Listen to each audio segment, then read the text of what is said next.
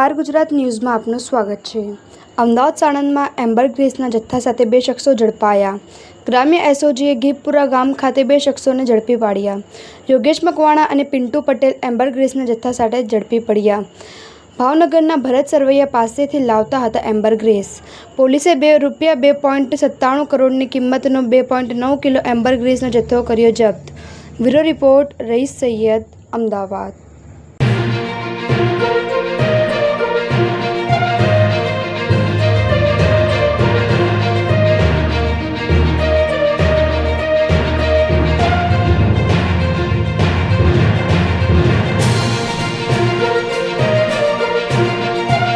આજ રોજ વહેલી સવારે અમદાવાદ ગ્રામ્ય એસઓજીના પોલીસ ઇન્સ્પેક્ટર શ્રી રામાણીને અંગતરાએ બાતમી મળેલી કે બે આરોપીઓ છે તે એમ્બરગ્રેસ સાણંદ ટાઉન પોલીસ વિસ્તારમાં વેચવા આવનાર છે।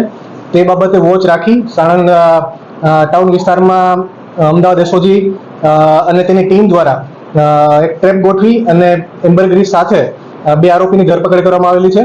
ટોટલ 2.97 કિલોગ્રામ એમ્બરગ્રેસ છે, જેની બજાર પ્રાઇસની કિંમત ગણીએ તો 2.97 કરોડ જેટલી કિંમત થાય છે। સાહેબ, નામ શું છે આ બંને વ્યક્તિઓના?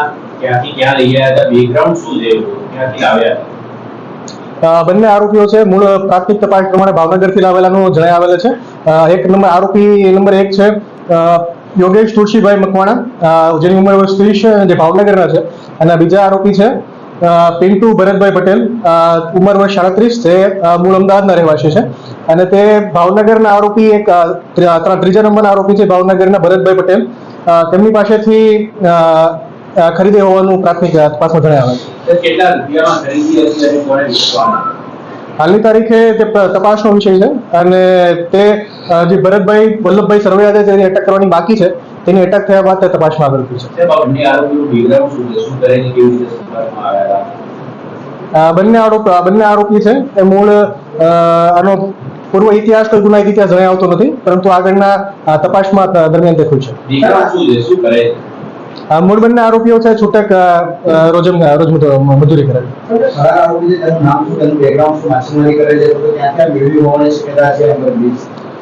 જે ફરાર આરોપી છે ભરત સરવૈયા, તેમનું બેકગ્રાઉન્ડ જે હાલની તારીખે જાણી શકાય એવું નથી અને તે ફરાર છે। પકડાયા પછી તેમની વિશેષ તપાસમાં જણાવશે। ક્યારે લાયા હતા અને કઈ રીતે વેચવાની ફિરાકમાં હતા? કોઈ જગ્યાએ સોશિયલ મીડિયા પર જાહેરાત કરી હતી કે ના? પ્રાથમિક તપાસ દરમિયાન જણાઈ આવે છે કે જે બંને આરોપીઓ છે યોગેશ પટેલ અને પિન્ટુ પટેલ, યોગેશ મકવાણા અને પિન્ટુ પટેલ, તે બંને સાણંદ વિસ્તારની અંદર વેચવામાં આવનાર હતા। તે દરમિયાન બાતમીદાર દ્વારા મળેલી માહિતીના આધારે ટ્રેપ ગોઠવી જે સાણંદ વિસ્તારની અંદર જે બાતમીદાર છે તેમને વેચવા આવ્યા હતા અને ટ્રેપ ગોઠવી અને આપણે બંને આરોપીઓને પકડી પાડ્યા। તે હાલ તપાસનો વિષય છે અને ફર્ધર તપાસની અંદર જણાય આવશે। કોઈ ગ્રાહકનું નામ સામે આવ્યું છે? ખરીદવાનું કોણ હતું? તે બાતમીદાર અંદર હોવાથી બાતમીદારનું નામ લઈ શકાતું નથી।